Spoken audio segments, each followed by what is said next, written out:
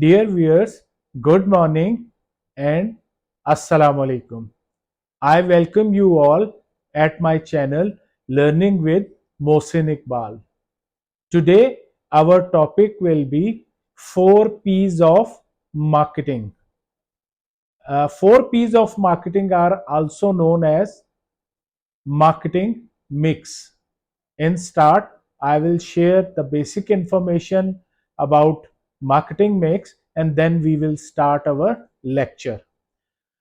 तो व्यूअर्स, जैसा कि हम डिफाइन करते हैं मार्केटिंग मिक्स को कि ये मार्केटिंग के सब्जेक्ट से लिंक्ड हैं और बहुत ज़्यादा इम्पोर्टेंस रखते हैं। पहले हम एक छोटी सी इसकी जो है डेफिनेशन को रीड कर लेते हैं। The 4 P's of marketing, also known as the marketing mix, is a tool that can help you offer the right product in the right place at the right time and at the right price. तो कहने का मकसद है कि जब भी हम किसी प्रोडक्ट की कोई भी मार्केटिंग स्ट्रेटेजी डेवलप करना चाहते हैं तो ये 4 P's बहुत ज़्यादा इम्पोर्टेंस के होते हैं और हर कंपनी जो है इन 4 P's को कंसिडर करती है और इन पे वर्क करके इसके मुताबिक जो है अपनी मार्केटिंग को जो है वो स्ट्रेटेजी को फाइनलाइज करते हैं। अब हम सबसे पहले प्रोडक्ट जो कि फर्स्ट पी ऑफ मार्केटिंग है उसको डिस्कस करेंगे।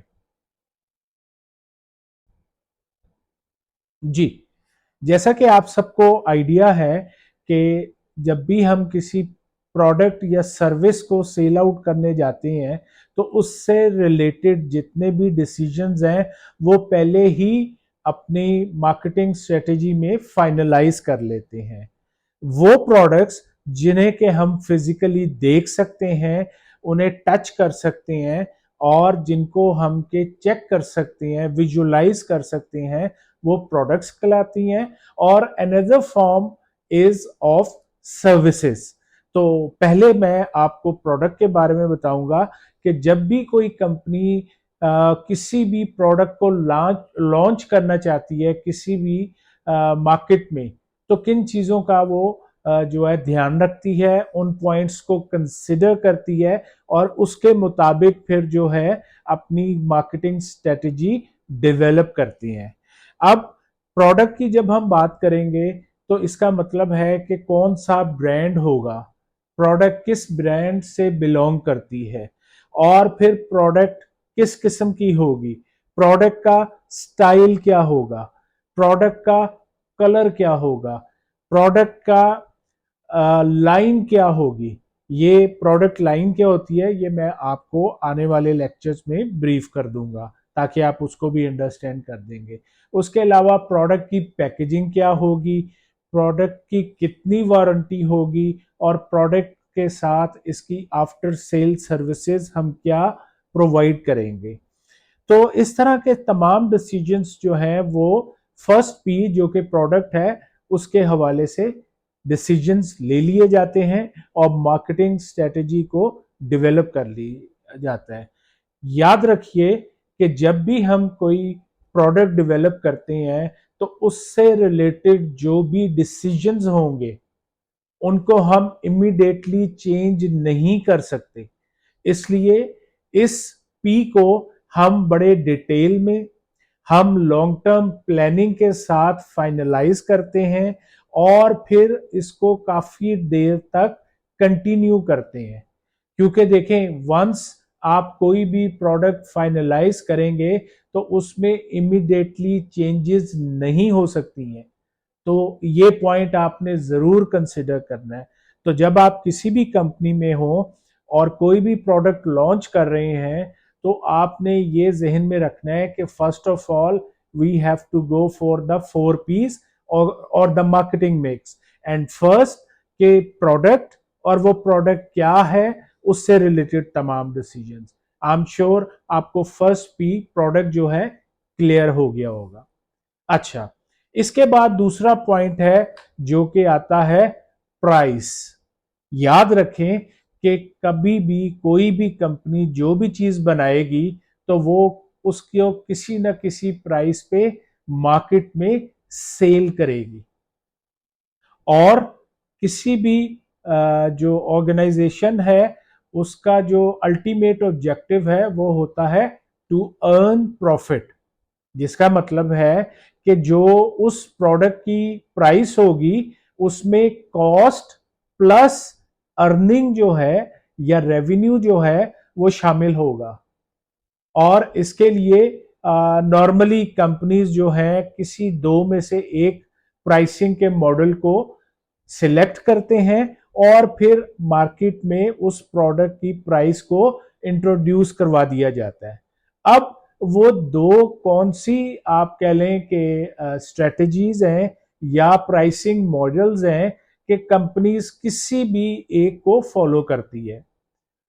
सबसे पहले मैं बात करूंगा कि जो पहला मॉडल है that is called penetration model, यानी प्राइस को फाइनलाइज करते हुए वो कंपनी डिसाइड करती है कि हम पेनिट्रेशन मॉडल पे जाएंगे। और एक और मॉडल या स्ट्रेटजी है कि जिसको भी कंसिडर किया जाता है और that is called skimming strategy और स्किमिंग मॉडल। अब किसी भी प्रोडक्ट की प्राइस रखते हुए वो कंपनी अपने 4 P's में प्राइस को डिस्कस करते हुए या तो कह लीजिए कि पेनिट्रेशन मॉडल या स्ट्रेटेजी अडॉप्ट करती है या वो स्किमिंग स्किमिंग मॉडल या स्ट्रेटेजी को अडॉप्ट करती है। अब आपका बड़ा वैलिड क्वेश्चन होगा कि ये पेनिट्रेशन स्ट्रेटेजी क्या होती है और किस किस्म की कंपनीज और कब कब उसको वो फॉलो करते हैं। तो याद रखिए कि पेनिट्रेशन स्ट्रेटेजी इस तरह की कंपनीज जो कि किसी भी मार्केट में न्यूली एंट्रेंट्स हों और वो कोशिश करते हैं कि ज्यादा से ज्यादा लोगों को अपनी तरफ अट्रैक्ट करें या ज्यादातर लोग जो हैं उनकी प्रोडक्ट को परचेज करें, उनकी प्रोडक्ट को टेस्ट करें, तो ऐसी कंपनीज हमेशा पेनिट्रेशन मॉडल या स्ट्रेटजी ऑफ प्राइस को अडॉप्ट करती हैं।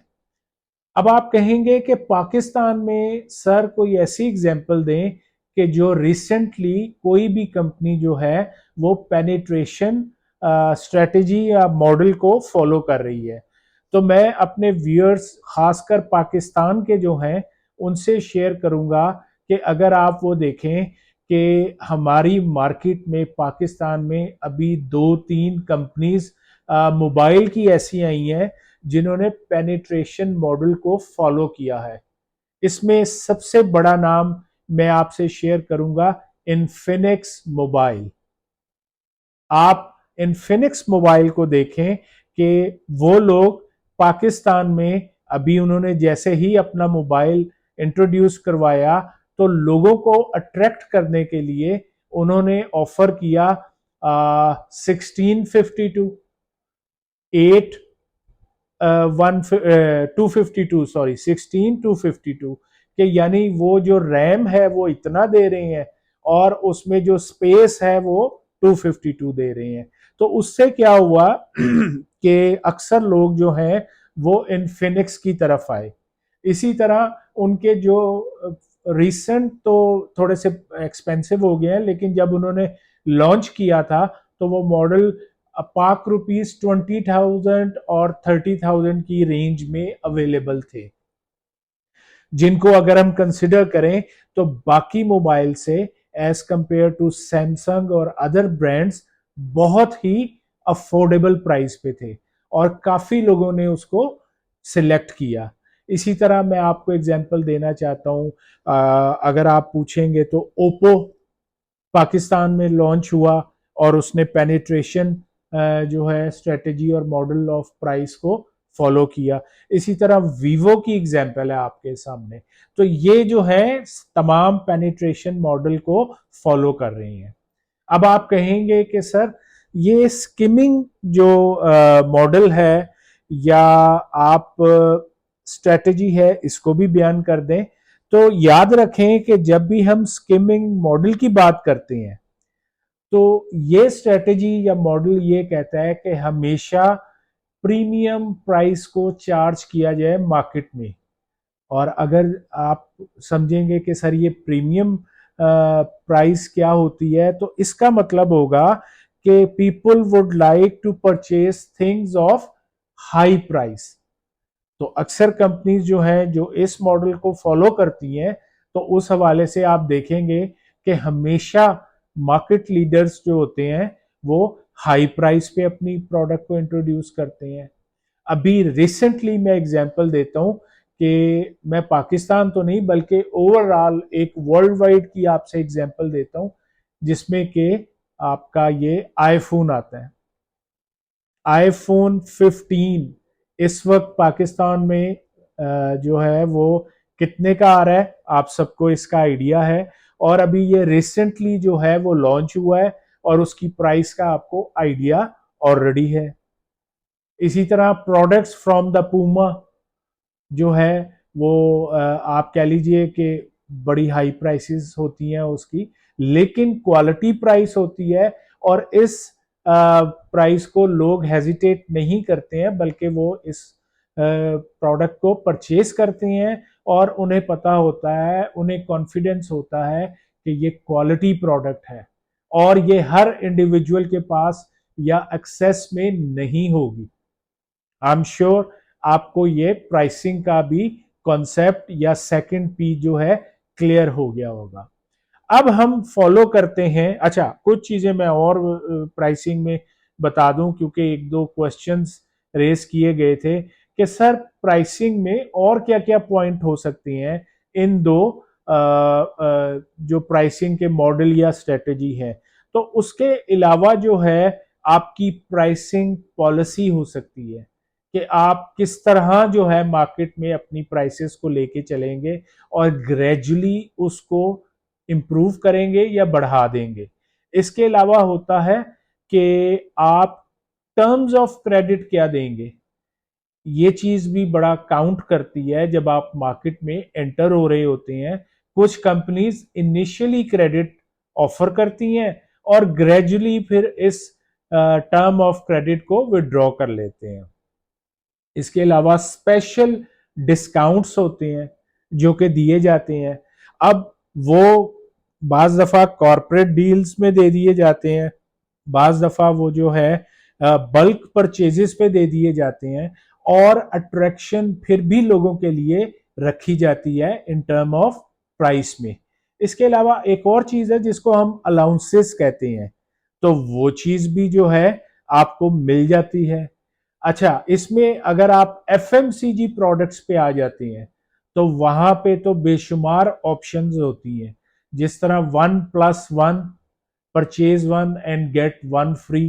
अब ये एक प्राइसिंग उन्होंने ऑप्शन रखी होती है कि लोग ज्यादा से ज्यादा अट्रैक्ट हों और उससे आप परचेज कर सकें।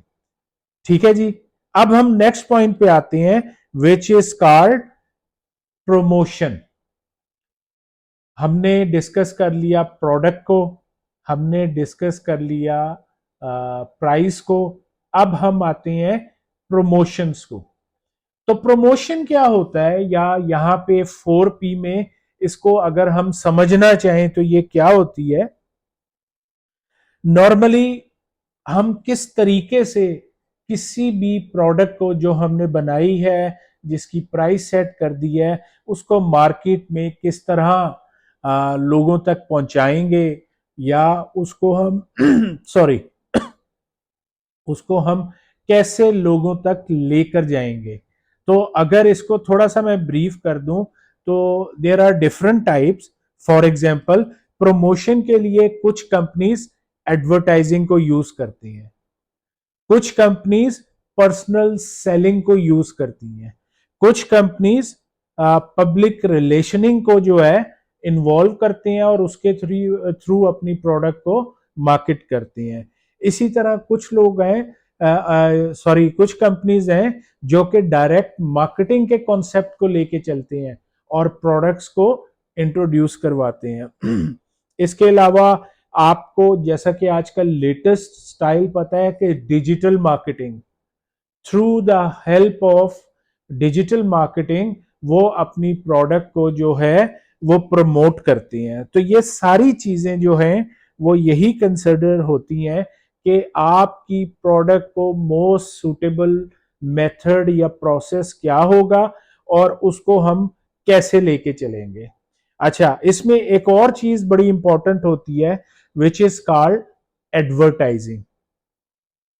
प्रमोशन में advertising is one of the main thing, जो कि खासकर एफएमजी सेक्टर में तो बहुत ज्यादा इन्वॉल्व होती है, बिकॉज ये प्रोडक्ट ऐसी हैं कि जो बार बार रिकॉल करना बहुत जरूरी होती हैं, और ड्यूरेबल प्रोडक्ट्स में शायद इतनी ज्यादा एडवर्टाइजमेंट ना हो। हाँ, उसका मेथड डिफरेंट हो सकता है। तो हमें थोड़ा सा यहाँ पे बताना पड़ेगा कि एडवर्टाइजिंग में दो ज्यादातर जो मेथड यूज होते हैं वो कौन कौन से हैं। तो मैं आपसे शेयर करना चाहूंगा, एडवर्टाइजिंग में मोस्टली एटीएल या बीटीएल, मोस्टली ये दोनों तरीके से ज्यादातर एडवर्टाइजिंग होती है। अच्छा, अब ये होता है कि एटीएल और बीटीएल ये किसके एब्रीवेशन है।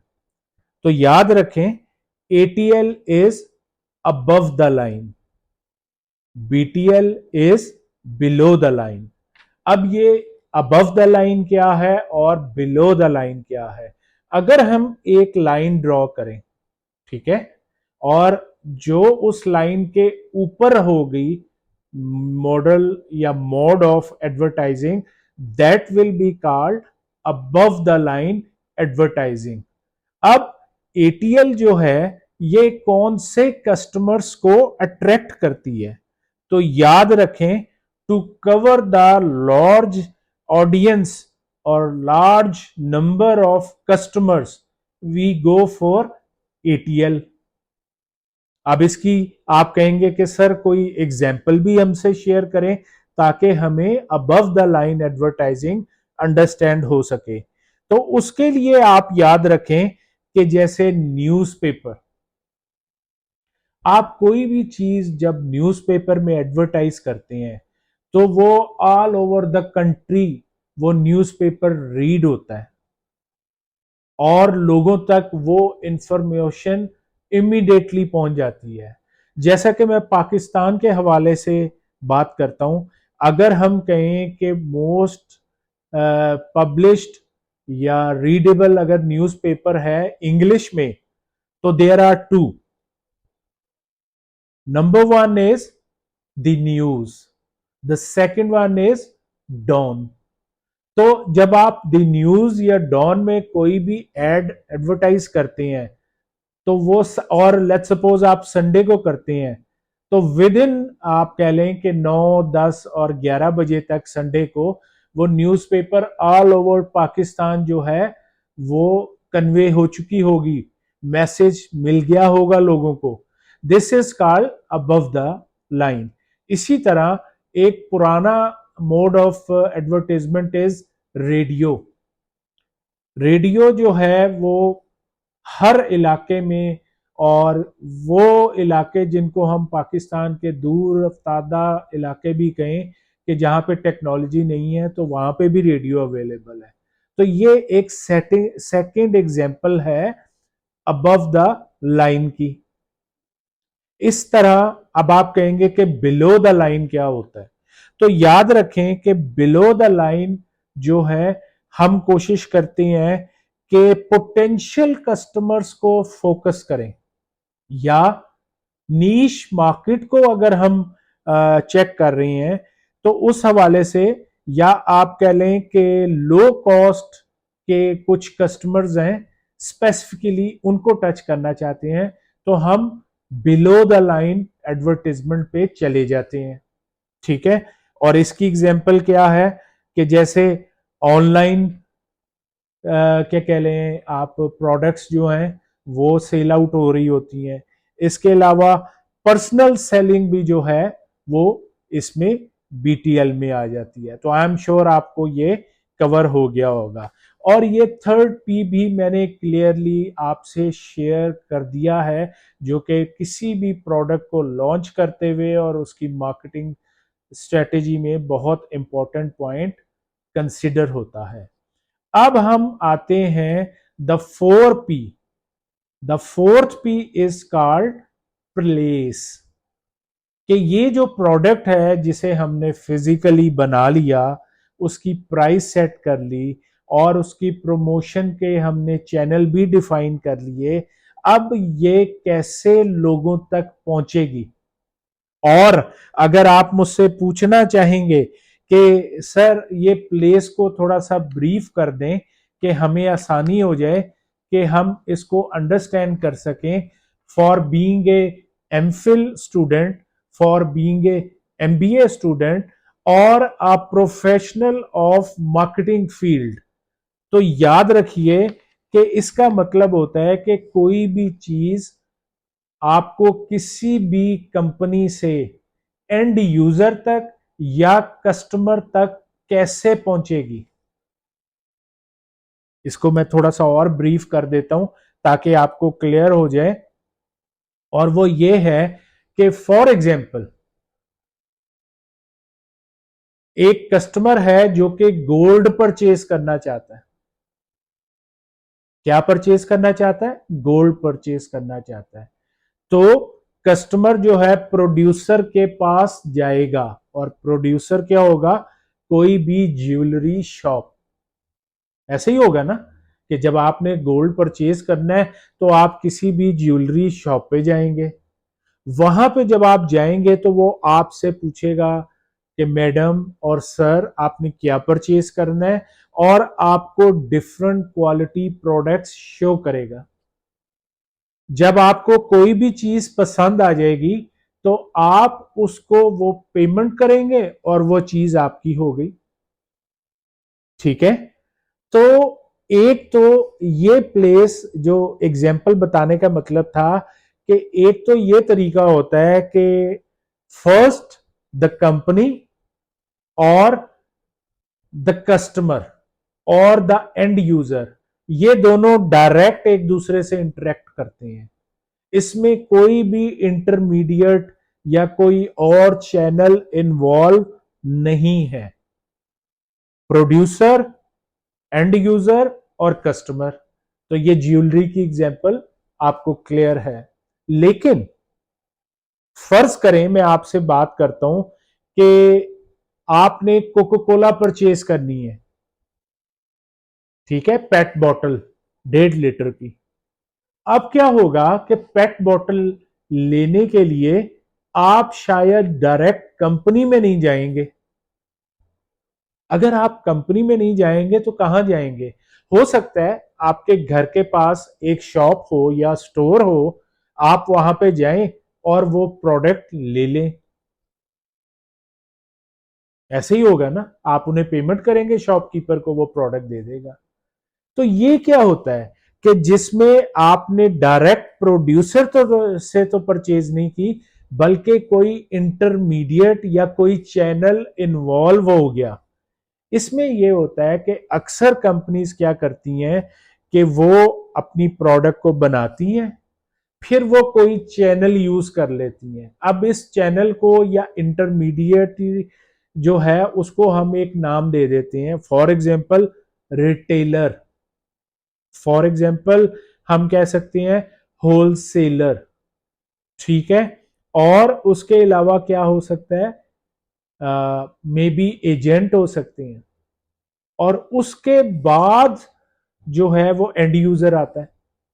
जैसे मैंने अभी आपसे एग्जांपल दी, कोक कंपनी ने प्रोड्यूस की और उन्होंने एक रिटेलर को यूज किया कि प्रोडक्ट रिटेलर के पास गई और कस्टमर रिटेलर या शॉपकीपर के पास आया और उससे उसने परचेज कर ली। तो ये डिसीजंस भी पहले ही हो जाते हैं जब कोई भी प्रोडक्ट बनती है, वो फिजिकली उसको आप फाइनलाइज करते हैं, उसके बाद आप उसकी प्राइस सेट करते हैं, उसके बाद आप उसकी प्रमोशन का मेथड इस्तेमाल करते हैं या फाइनलाइज करते हैं, तो फिर आप ये भी डिसाइड करते हैं कि वो कंपनी एंड यूजर के पास कैसे जाएगी, क्या कंपनी डायरेक्ट भेजेगी, क्या कंपनी उसको किसी चैनल के थ्रू भेजेगी, चैनल होलसेलर का होगा, चैनल रिटेलर का होगा, या कोई और डिस्ट्रीब्यूशन का जो है आप ट्रांसपोर्ट कौन सी यूज होगी, या वेयर हाउस कैसे यूज होंगे, और प्रोडक्ट की इन्वेंट्री को कैसे मैनेज किया जाएगा। तो ये सब बातें आप इस लास्ट पी में, जिसको मैंने प्लेस का नाम दिया है, इसमें ये फाइनलाइज होती हैं। ठीक है। अब आप जैसे व्हाइट गुड्स की एग्जांपल ले लें। आपको पता है कि व्हाइट गुड्स जिसको हम कहते हैं, इलेक्ट्रॉनिक इंडस्ट्री की एग्जांपल ले लें, होम अप्लायंसेस की एग्जांपल ले लें। फर्ज कर लें आपने एक फ्रिज खरीदना है, और अब आप फ्रिज खरीदने के लिए डायरेक्ट कंपनी को अप्रोच नहीं करेंगे, बल्कि कंपनी ने जो डीलर्स बनाए हैं वहां पे आप जाएंगे और अपनी कंपनी की पसंद की प्रोडक्ट को परचेज कर लेंगे।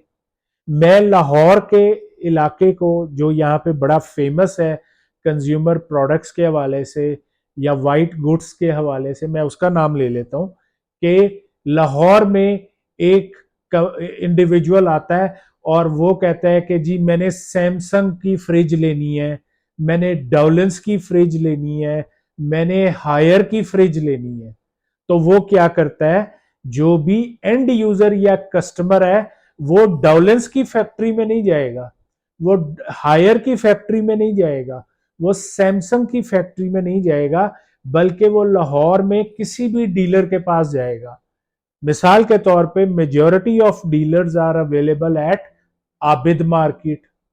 तो वो आबिद मार्केट वहां डीलर के पास जाता है और जो भी प्रोडक्ट उसको पसंद आती है वो उस प्रोडक्ट को वहां से सिलेक्ट करता है, उसकी प्राइस ले लेता है, उसको निगोशिएट करता है और अपने घर ले आता है। तो दिस इज कॉल्ड प्लेस। तो याद रखें कि जब भी मार्केटिंग स्ट्रेटेजी फाइनलाइज होती है तो हर कंपनी 4 पीस को बहुत ज्यादा इंपॉर्टेंस देती है। फर्स्ट, अगेन मैं सम अप कर रहा हूं, सबसे पहले था प्रोडक्ट।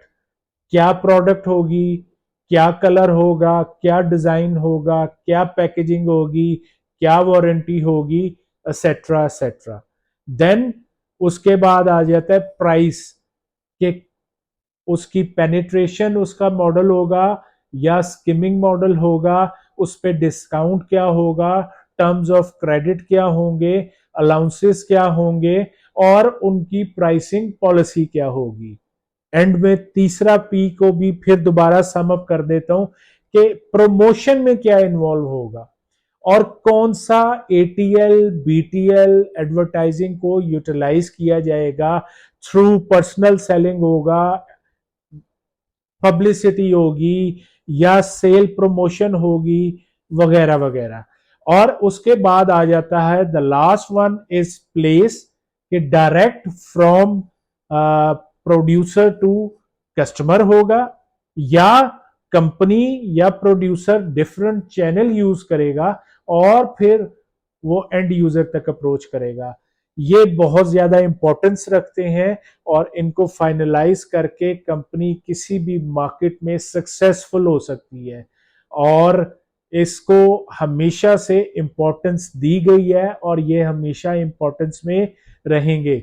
आई एम श्योर आज का डिटेल लेक्चर आपको 4 पीस को समझने में अंडरस्टैंड करेगा।